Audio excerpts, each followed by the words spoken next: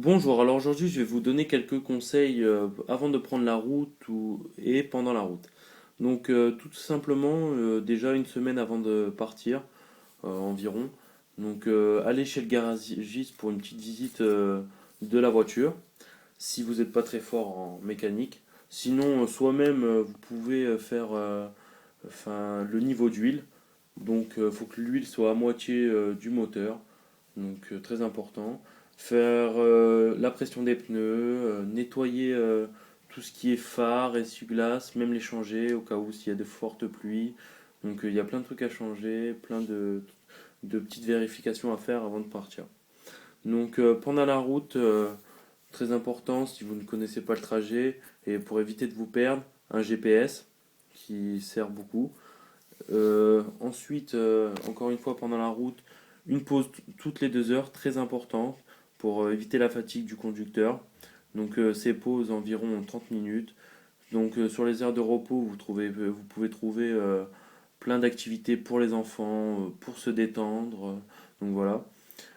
Ensuite, préparez de la monnaie, votre carte bleue pour le péage.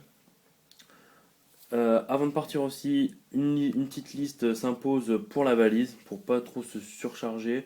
Donc dès que vous avez une petite idée, tac, sur la liste, vous écrivez. Ensuite, pour le conducteur surtout, ou même pour les passagers, donc mangez léger pour éviter tout mal dans la voiture. Dormir environ au moins 8 heures, donc avoir 8 heures de sommeil, surtout pour le conducteur, donc pour les passagers, non, c'est pas très obligatoire car ils peuvent dormir dans la voiture, mais surtout pour le conducteur car lui il va prendre la route, donc c'est très usant pour lui.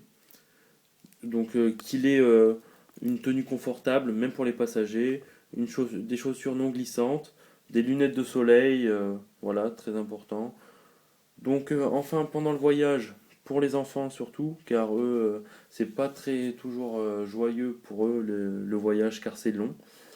Donc les consoles de jeux, les jeux de société faits pour la route, donc c'est agréable pour eux.